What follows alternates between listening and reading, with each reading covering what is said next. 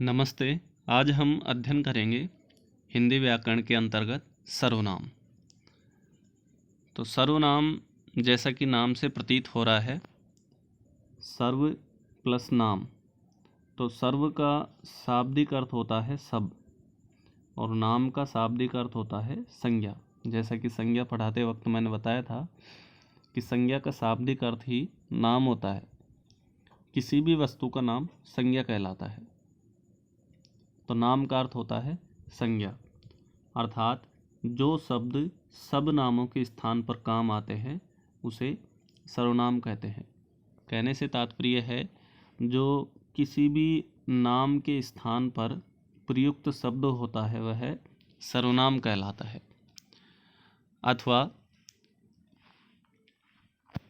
वाक्य में संज्ञा की पुनरुक्ति को दूर करने के लिए कि बार बार उस व्यक्ति का या उस वस्तु का नाम दोहराया जाएगा तो वह पुनरुक्ति हो जाएगी। तो उस संज्ञा की पुनरुक्ति को दूर करने के लिए संज्ञा के स्थान पर प्रयोग किए जाने वाले शब्दों को सर्वनाम कहते हैं। अर्थात साधारण या सरल परिभाषा में कह सकते हैं कि संज्ञा के स्थान पर प्रयुक्त शब्दों को सर्वनाम कहते हैं। तो मूलतः हिंदी में वैसे तो इनके साथ भी सर्वनाम बने हैं, लेकिन मूलतः हिंदी में 11 सर्वनाम होते हैं। इन 11 सर्वनाम में है कि मैं, तू, आप, यह, वह, कौन, क्या, कोई, कुछ, जो, सो। तो ये मूलतः 11 सर्वनाम होते हैं। इनके साथ और बहुत सारे जुड़ जाते हैं सर्वनाम। जैसे मैं से जुड़ जाता है मेरा, मुझे, मुझको, मुझसे, इस प्रकार से। लेकिन मूलतः 11 होते हैं। जैसे उदाहरण के रूप में मैं पढ़ रहा हूँ, तो यहाँ सर्वनाम क्या है? मैं है। इसके भेदों की चर्चा भी करेंगे आगे। और कौन आ रहा है, तो यहाँ सर्वनाम क्या है? कौन। रास्ते में कुछ खा लेना, तो यहाँ सर्वनाम क्या है? कुछ। तो सर्वनाम के 6 भेद होते हैं, ये आप सभी जानते ही हैं कि पुरुषवाचक सर्वनाम, निश्चयवाचक सर्वनाम, अनिश्चयवाचक सर्वनाम, प्रश्नवाचक सर्वनाम, संबंधवाचक सर्वनाम और निजवाचक सर्वनाम। तो इस प्रकार से सर्वनाम के 6 भेद होते हैं। अब सर्वप्रथम हम पुरुषवाचक सर्वनाम की चर्चा करें तो स्त्री या पुरुष के नाम के बदले जिन शब्दों का प्रयोग किया जाता है, अर्थात जिन सर्वनामों का प्रयोग बोलने वाले, तो बोलने वाले को हम कह सकते हैं वक्ता, ठीक है, या सुनने वाले को कह सकते हैं हम श्रोता, या अन्य किसी व्यक्ति के स्थान पर किया जाता है उसे पुरुषवाचक सर्वनाम कहते हैं। तो जिन सर्वनामों का प्रयोग वक्ता या श्रोता के स्थान पर किया जाता है उसे पुरुषवाचक सर्वनाम कहते हैं, या इनके अतिरिक्त वक्ता और श्रोता को छोड़कर। तो सीधे सीधे कह सकते हैं कि स्त्री या पुरुष के नाम के बदले जिन शब्दों का प्रयोग करते हैं उसे पुरुषवाचक सर्वनाम कहते हैं। इनमें है मूल जैसे मैं, तू या तुम, आप, यह, वह, ये, वे। तो ये पुरुषवाचक सर्वनाम है। अब पुरुषवाचक सर्वनाम के भी 3 भेद होते हैं। पुरुषवाचक सर्वनाम के 3 भेद हैं: उत्तम पुरुषवाचक सर्वनाम, मध्यम पुरुषवाचक सर्वनाम और अन्य पुरुषवाचक सर्वनाम। पुरुषवाचक सर्वनाम के 3 भेद होते हैं: उत्तम, मध्यम और अन्य पुरुषवाचक सर्वनाम। अब उत्तम पुरुषवाचक सर्वनाम के अंतर्गत पढ़ें तो वक्ता या लेखक। तो वक्ता से तात्पर्य है कि कहने वाला, ठीक है, और लेखक से तात्पर्य है कि लिखने वाला। समझ गए? वक्ता हो जाता है कहने वाला, बोलने वाला, और लेखक लिखने वाला। कि वक्ता या लेखक अपने नाम के स्थान पर जिन सर्वनाम शब्दों का प्रयोग करता है उसे उत्तम पुरुषवाचक सर्वनाम कहते हैं। कि वक्ता या लेखक कहने से तात्पर्य है कि स्वयं के लिए, या कह सकते हैं स्वयं के लिए, वक्ता स्वयं के लिए करे, लेखक स्वयं के लिए जिन सर्वनाम शब्दों का प्रयोग करता है उसे उत्तम पुरुषवाचक कहते हैं। तो इसको ऐसे भी समझ सकते हैं कि सबसे पहले, सबसे उत्तम मैं हूँ, तो मैं से जुड़े हुए सारे के सारे आ जाएंगे। ये ट्रिक बता रहा हूँ मैं आपको कि सबसे पहले तो मैं हूँ, समझ गए। देखो इसको क्लियर लिख देते हैं कि सबसे पहले मैं हूँ, तो यहाँ मैं से जुड़ा हुआ उत्तम में आएंगे कि मैं, मेरा, मुझसे, मुझको, हम, हमारा, ठीक है। उसके बाद तुम हो,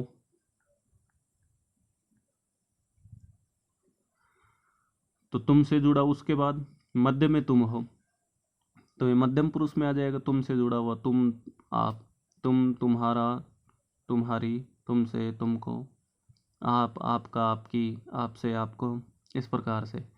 और अन्य जो बच गए वो ये, वे हैं, ये हैं या वे हैं, तो इससे जुड़ा हुआ आ जाएगा यह है, वह है, ये, वे, ठीक है। इन्होंने, उन्होंने, इसने, उसने, ये सारे के सारे इसमें आ जाएंगे। तो इस प्रकार से ये क्लियर हो जाता है कि उत्तम पुरुषवाचक मैंने बताया था कि मैं और हम से जुड़ा हुआ आता है। तो इसका हम परिभाषा पढ़ चुके हैं कि वक्ता या लेखक स्वयं के लिए या अपने लिए नाम के स्थान पर जिन सर्वनाम शब्दों का प्रयोग करता है उसे उत्तम पुरुषवाचक कहते हैं। इसमें आ जाता है मैं, हम, फिर मैं से जुड़ा हुआ मुझे, हमारा, हमें, हमको, मुझसे, मुझको। तो इस प्रकार से ये सारे हुए मैं और हम से जुड़े हुए सारे के सारे किस में आ जाते हैं, उत्तम से। आप तो इसमें ये ट्रिक ध्यान रखना है कि मैं जो हूँ वो उत्तम हूँ, अर्थात पहले हूँ, तो पहले उत्तम पुरुषवाचक आ जाएगा। फिर मध्यम पुरुषवाचक की चर्चा करें तो सुनने वाला, श्रोता के नाम के स्थान पर श्रोता कह सकते हैं या पाठक, पढ़ने वाला, कि सुनने वाला श्रोता के स्थान पर जिन सर्वनाम शब्दों का प्रयोग किया जाता है उसे मध्यम पुरुषवाचक सर्वनाम कहते हैं। ये तो परिभाषा हो गई। अब पहचान के रूप में मैं बता देता हूँ कि तुम दूसरे हो, मैं पहले हूँ, तुम दूसरे हो, मैं उत्तम हूँ, तुम मध्यम हो। तो तुम से जुड़े हुए सारे आ जाएंगे, जैसे तू, तुम, तुम्हारा, तुमसे, तुमने, तुझे, तुझको, तुझसे। फिर आपसे जुड़ा हुआ आ जाएगा आप, आपका, आपका, अपना, आपको, अपने, आदि। तो इस प्रकार से ये मध्यम पुरुषवाचक सर्वनाम हो जाएंगे। तो इनके उदाहरण आप स्वयं बना सकते हैं, मैं आपको ये बता चुका हूँ। अब इसमें ध्यान रखने योग्य बात यह है कि आप जो शब्द है वो वैसे तो वास्तविक रूप में देखें तो ये निजवाचक सर्वनाम है, उर्दू का शब्द है आप ही, तो निजवाचक सर्वनाम है। किंतु निजवाचक सर्वनाम में कब प्रयुक्त होता है और मध्यम पुरुषवाचक में कब प्रयुक्त होता है, ये जाने तो ये नोट डालकर लिखा हुआ है मैंने कि आप शब्द यथार्थ में, वास्तविकता में उर्दू शब्द का निजवाचक सर्वनाम है, परंतु जब इसका प्रयोग आदर सम्मान के लिए किया जाता है, ये ध्यान रखना आप कि आप शब्द का प्रयोग अगर आदर सम्मान के लिए किया जाता है तो वह मध्यम पुरुषवाचक सर्वनाम कहलाता है। और अपने स्वयं के लिए, अपने लिए या स्वयं के लिए अगर प्रयुक्त होता है तो वो किसके लिए आ जाएगा, निजवाचक, क्योंकि निज का अर्थ ही क्या होता है, स्वयं होता है। समझ गए आप। फिर ये उदाहरण से स्पष्ट किया गया है कि जैसे देश के विकास के लिए आप सहभागी हैं, तो यहाँ आप देख कर लिख सकते हैं, जैसे मैं आपको संबोधित कर रहा हूँ बार बार आप, तो वहाँ भी मध्यम पुरुषवाचक होगा। तो यहाँ भी आप सुनने वाले के लिए या फिर पढ़ने वाले के लिए संबोधन हो रहा है, तो यहाँ क्या होगा, मध्यम पुरुषवाचक। ठीक है, यहाँ आप जो है वो भी संबोधन किया जा रहा है सुनने वाले के लिए या पढ़ने वाले के लिए, तो आप सबके लिए पूजनीय है, तो यहाँ भी क्या हो जाएगा, मध्यम पुरुष। फिर ये है कि मैं आप ही चला जाऊँगा, तो यहाँ जो आप है वो वक्ता या पाठक अपने स्वयं के लिए कर रहा है, तो यहाँ क्या हो जाएगा, निजवाचक सर्वनाम हो जाएगा। ठीक है, समझ में आ गया कि आपका प्रयोग निजवाचक में कब होता है और मध्यम पुरुषवाचक में कब होता है। अब आगे देखते हैं इसका अन्य पुरुषवाचक सर्वनाम, कि वे सर्वनाम शब्द जिनका प्रयोग किसी तीसरे से तात्पर्य है कि वक्ता या श्रोता को छोड़कर और लेखक और पाठक को छोड़कर, कि वे सर्वनाम शब्द जिनका प्रयोग किसी तीसरे अर्थात अन्य व्यक्ति के लिए प्रयुक्त होता है वो अन्य पुरुषवाचक सर्वनाम कहलाता है। मैंने बता दिया था कि चाहे वो लेखक हो या वक्ता हो, कहने वाला हो या लिखने वाला हो, वो तो प्रथम पुरुष आता है, ये कह सकते हैं उत्तम पुरुष, और सुनने वाला और पढ़ने वाला आता है मध्यम पुरुष में। तो इन दोनों को छोड़कर अन्य के लिए प्रयुक्त होता है वह होता है अन्य पुरुषवाचक, जैसे कि नाम से ही प्रतीत हो रहा है। तो इसके अंतर्गत आते हैं यह, वह, ये, वे, इसका, उसका, इसे, उसे, इन्हें, उन्हें, उनका, उनको, उसको आदि। तो समझ में आ गया होगा आपको। लेकिन इसमें भी क्या होता है कि यह वह का प्रयोग निश्चयवाचक सर्वनाम में किया जाता है, आगे उदाहरण सहित बताया भी है। लेकिन आपको केवल ये ध्यान रखना है कि यह वह, ये, वे का प्रयोग अगर व्यक्ति के लिए किया जाता है, पुरुष के लिए किया जाता है, तो वो पुरुषवाचक में आगा। अगर वो किसी वस्तु या अन्य प्राणी के लिए किया जाता है तो वो निश्चयवाचक में आता है, क्योंकि यहाँ भी यह वह आता है। इसका नोट आगे मैंने लिखा रखा है। अब आगे देखते हैं निश्चयवाचक, दूसरा जो सर्वनाम है वो निश्चयवाचक सर्वनाम है, कि वे सर्वनाम शब्द जो किसी प्राणी, यहाँ मैंने बता दिया है व्यक्ति को छोड़कर, क्योंकि व्यक्ति किस में आ जाएंगे, अन्य पुरुषवाचक सर्वनाम में, कि वे सर्वनाम जो किसी प्राणी अथवा वस्तुओं की निश्चितता का बोध कराते हैं, ये बोध कराते हैं कि वह क्या है, निश्चित है, उसे निश्चयवाचक सर्वनाम कहा जाता है। इसमें यह, वह, ये, वे आता है। जैसे मैंने बताया था कि इसमें कोई भी प्राणी हो सकता है, प्राणी में केवल व्यक्ति पुरुष नहीं होना चाहिए, और कोई भी वस्तु हो सकती है, ये ध्यान रखना। तो यह गाड़ी राहुल की है, तो गाड़ी वस्तु है, ये पेड़, तो पेड़ पौधों के लिए बताया है। अगर ये कहता है कि यह मेरा भाई है, तो वो चला जाता किसमें, अन्य पुरुष में। तो यह वह व्यक्ति या पुरुष के संदर्भ में प्रयुक्त होता है तो किसके आएगा, अन्य पुरुषवाचक में। और पुरुष को छोड़कर अन्य के लिए प्रयुक्त होता है तो वो निश्चयवाचक सर्वनाम के अंतर्गत आएगा। यहाँ मैंने नोट भी दिया हुआ है, देखो, कि यह वह का प्रयोग जब व्यक्ति के संदर्भ में होता है, या कह सकते हैं कि जैसा कि नाम है पुरुषवाचक के अंतर्गत ही तो आता है, अन्य पुरुषवाचक, ठीक है, कि यह वह का प्रयोग जब व्यक्ति या पुरुष के संदर्भ में होता है तो वह अन्य पुरुषवाचक सर्वनाम कहलाता है। जैसे कि वह रो रहा है, तो रो कौन सकता है, पुरुष व्यक्ति ही रो सकता है, स्त्री महिला। तथा जैसे यह मेरा भाई है, वह मेरी बहन है, ठीक है। जैसे मैं कहूँ कि वह मेरा घर है, तो ये हो जाएगा निश्चयवाचक में, और वह मेरी बहन है तो वो हो जाएगा अन्य पुरुषवाचक में। तथा यह वह का प्रयोग अगर वस्तु या अन्य प्राणी के लिए होता है तो वह निश्चयवाचक सर्वनाम में होता है, कि वह उठाकर मुझे दो, ठीक है। तो यहाँ वस्तु के लिए कहा गया है कि यह किताब मेरी है, या यह गाड़ी भाई की है। तो इस प्रकार से वस्तु के लिए प्रयुक्त हो रहा है तो वो क्या हो जाएगा, निश्चयवाचक में। तो समझ में आ गया होगा ये अच्छी तरह। अब हम तीसरा पढ़ते हैं इसका अनिश्चयवाचक सर्वनाम। तो परिभाषा है, जो सर्वनाम किसी व्यक्ति या वस्तु के बारे में अनिश्चितता का बोध कराती है। ऊपर निश्चयवाचक में तो हमने पढ़ा था कि निश्चितता का बोध कराता है, और जो सर्वनाम अनिश्चितता का बोध कराते हैं उसे अनिश्चयवाचक सर्वनाम कहते हैं। इसमें आता है कोई, कुछ। तो कोई जो है वो व्यक्ति के संदर्भ में आता है, दोबारा कर देते हैं। कि कोई जो है वो व्यक्ति के संदर्भ में आता है और कुछ जो है वो वस्तु के संदर्भ में आता है। तो ये दोनों ही अनिश्चितता का ज्ञान कराते हैं। जैसे कोई आ रहा है तो कोई व्यक्ति के संदर्भ में बता रहा है, कोई आ रहा है, निश्चय नहीं है कि कौन आ रहा है, और वह कुछ खा रहा है, क्या खा रहा है ये भी निश्चय नहीं है। तो ये वस्तु के संदर्भ में आया है और ये व्यक्ति के संदर्भ में आया। तो इस प्रकार से ये विशेषण में भी प्रयुक्त होते हैं, जो नोट डाल के मैंने बता दिया है।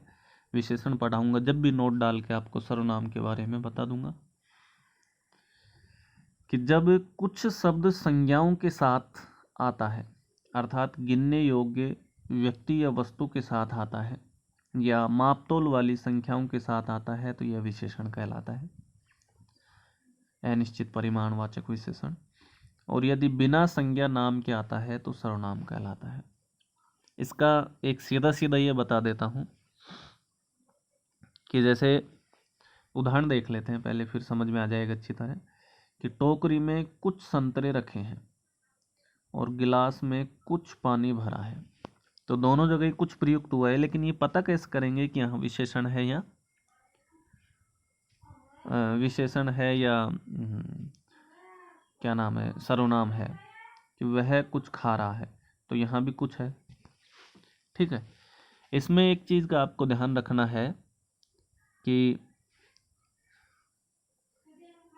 देखो यहाँ कुछ आ रहा है तीनों जगह, तो एक चीज़ का ध्यान रखना है कि हम सर्वनाम किसे कहते हैं, जो संज्ञा के स्थान पर प्रयुक्त शब्द होते हैं। तो अगर संज्ञा आएगी तो सर्वनाम तो हो ही नहीं सकता, सर्वनाम नहीं हो सकता है संज्ञा के साथ। क्यों? क्योंकि संज्ञा के स्थान पर ही तो सर्वनाम प्रयुक्त होता है। तो संज्ञा के साथ अगर सर्वनाम आ रहा है तो वो क्या होगा, विशेषण होगा। और संज्ञा के बिना अगर सर्वनाम आ रहा है तो वो केवल सर्वनाम होगा। आपको ये ध्यान रखना है। जैसे कि यहाँ दिया हुआ है कि टोकरी में कुछ संतरे रखे हैं, तो यहाँ संतरे जो है वो संज्ञा है। ठीक है, जातिवाचक संज्ञा है, तो संज्ञा के साथ आ रहा है तो आपको विशेषण हो जाएगा। और कुछ गणना हो रहा है यहाँ, तो अनिश्चित संख्यावाचक आ जाएगा। गिलास में कुछ पानी भरा है, तो यहाँ पानी भी क्या है, संज्ञा है, और संज्ञा के साथ आया है ये, तो ये विशेषण हो जाएगा। ठीक है, फिर ये आगे दिया हुआ है कि वह कुछ खा रहा है, तो खाना क्रिया है, यहाँ संज्ञा है ही नहीं, ये भी सर्वनाम है और ये भी सर्वनाम है। तो ये तो हम पढ़ ही चुके हैं कि कौन सा है, अनिश्चयवाचक। और कुछ क्या हो जाएगा, हाँ ये तो अन्य पुरुषवाचक है, और ये जो है कुछ अनिश्चयवाचक सर्वनाम हो जाएगा, क्योंकि इसके साथ संज्ञा नहीं आ रही है। तो आपको समझ में आ गया होगा अच्छी तरह। अब अगला देखते हैं प्रश्नवाचक सर्वनाम। तो जैसा कि नाम से ही प्रतीत हो रहा है, प्रश्नवाचक सर्वनाम, कि जहाँ प्रश्न किया जाता है, तो जहाँ प्रश्न का बोध होता है, कि जिन सर्वनाम शब्दों से प्रश्न किए जाने का बोध होता है उसे प्रश्नवाचक सर्वनाम कहते हैं।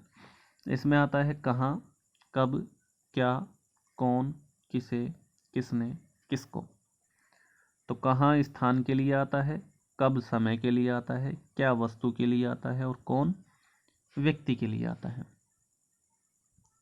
समझ गए? तो इस प्रकार से हम उदाहरण अन्य लिख सकते हैं कि परीक्षा कब होगी, तो समय के लिए आया है। बाजार से क्या लाना है, तो ये क्या वस्तु के लिए आया है। ठीक है, फिर कौन, कि बाजार कौन कौन जा रहा है या घूमने कौन जा रहा है, कि यह पुस्तक किसे देनी है, कि यहाँ सामान किसने रखा है, ये यहाँ गाड़ी खड़ी किसने की है, कि यह घड़ी किसको देनी है। इस प्रकार से ये जो शब्द आते हैं, जहाँ कहाँ, कब, क्या, कौन, किसे, किसको, किसने, तो इन शब्दों का प्रयोग प्रश्नवाचक सर्वनाम में होता है। आप तो ये ध्यान रखना कि जिन सर्वनाम शब्दों का प्रयोग प्रश्न किए जाने के बोध में होता है वहाँ प्रश्नवाचक सर्वनाम होता है। क्लियर। अब अगला देखते हैं कि संबंधवाचक सर्वनाम, कि जिन सर्वनाम शब्दों का प्रयोग संबंध प्रकट करने में किया जाता है उसे संबंधवाचक सर्वनाम कहते हैं। अर्थात एक दूसरे में संबंध प्रकट हो जाता है कि जो सो, जो वह, जो जैसा, जिसको उसको, जिससे उससे, जिसकी उसकी, जितना उतना, जिसे उसे, जेते तेती, जैसी वैसी, जिसने उसने। तो यहाँ द्वि समुच्चय बोधक आते हैं, दो जोड़ने के लिए आते हैं। जैसे जैसी करनी वैसी भरनी, जिसकी लाठी उसकी भैंस, जो करेगा सो भरेगा, कि जिसने मारा है उसको सजा मिलेगी, है ना। जिसकी लाठी उसकी भैंस, जितना करोगे उतना ही भरोगे, अर्थात जितना काम करोगे उतना ही मेहनताना मिलेगा। जिसे यह वस्तु मिली है उसे जिसकी यह वस्तु है उसकी लौटा दो। जेते पाँव पसार ये जेती, तेते पाँव पसारिए जेती लामी सोर, जैसी करनी वैसी भरनी, जिसने इस व्यक्ति को मारा है उसे सजा जरूर मिलेगी। तो इस प्रकार से ये संबंधवाचक सर्वनाम हो जाएगा। अब निजवाचक सर्वनाम की मैं चर्चा पूर्व में कर भी चुका हूँ कि जो निज का शाब्दिक अर्थ होता है स्वयं। निज का अर्थ क्या होता है? स्वयं। तो निज का शाब्दिक अर्थ होता है स्वयं के लिए या अपने लिए। ठीक है। तो निजवाचक सर्वनाम हो जाएगा कि वे सर्वनाम शब्द जिन्हें कर्ता स्वयं के लिए, अपने लिए प्रयुक्त करता है उसे निजवाचक सर्वनाम कहते हैं। अब ये दो हैं, आप और खुद, ये उर्दू के सर्वनाम है, और स्वयं और स्वतः ये क्या है कि संस्कृत के सर्वनाम है। लेकिन ये चारों ही हिंदी में प्रयुक्त होते हैं। जैसे मैं अपना काम स्वयं करता हूँ, जैसे मैं खुद ही चला जाऊँगा, मैं खुद ही चला जाऊँगा, कि मैं अपने आप ही पढ़ लूँगा, कि मैं स्वतः ही सो जाऊँगा। तो इस प्रकार से जिन सर्वनाम शब्दों का प्रयोग वह स्वयं के लिए, अपने लिए करता है तो वो निजवाचक सर्वनाम होता है। और इसमें मैंने आप बताया था कि आपका मैंने प्रयोग बताया था कि आपका प्रयोग अगर स्वयं के लिए होता है तो वो निजवाचक के अंतर्गत आएगा, और आदर सम्मान के लिए होता है, आदर सम्मान के लिए होता है तो वो आएगा पुरुषवाचक में। किसमें? मध्यम पुरुषवाचक के अंतर्गत। ठीक है। तो ये सर्वनाम समाप्त तो होते हैं। इसके अतिरिक्त कुछ संयुक्त सर्वनाम होते हैं। जैसे संयुक्त सर्वनाम, कभी कभी दो सर्वनामों का प्रयोग एक साथ कर लिया जाता है, उसे क्या कहते हैं? संयुक्त सर्वनाम कहते हैं। जैसे जयपुर कौन कौन जा रहा है, दो बार आ गया कौन, वैसे प्रश्नवाचक है ये, वहाँ से कुछ कुछ दिखाई दे रहा है तो ये संयुक्त में ही आ जाएंगे सारे। जो कोई, जो और कोई, उसने क्या कुछ, तो जो कोई जाना चाहता है वह जा सकता है, उसने क्या कुछ कह दिया। तो इस प्रकार से इनको संयुक्त सर्वनाम, संयुक्त का अर्थ होता है मिला हुआ, इसमें एक से अधिक सर्वनाम मिले हुए होते हैं, इसलिए इसको संयुक्त सर्वनाम कहते हैं। तो आज का हमारा ये प्रकरण समाप्त होता है। धन्यवाद।